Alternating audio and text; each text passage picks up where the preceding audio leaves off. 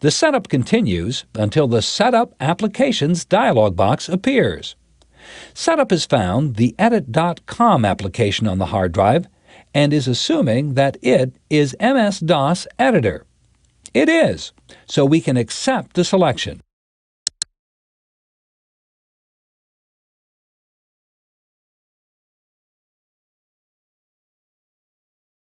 At this point, we can run a tutorial for Windows 3.x if needed, or it can easily be skipped.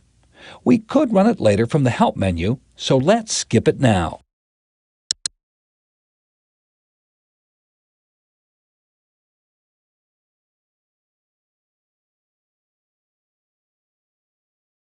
Windows setup is complete.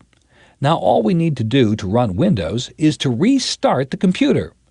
We'll remove the Windows disk from the A drive before we restart.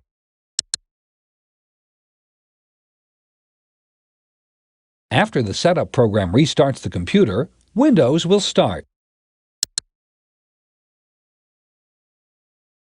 When Windows starts, the Program Manager opens with the main window open.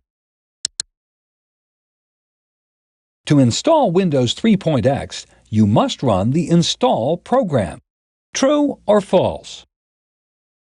False. You need to run the Setup program.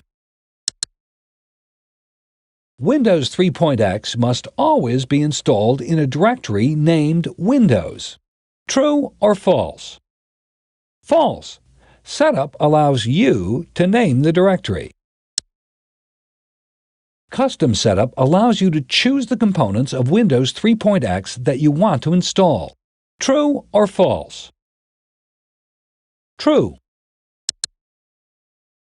Express Setup also allows you to select the components you'd like. True or false? False. Express Setup automatically installs the most common components of Windows 3.x.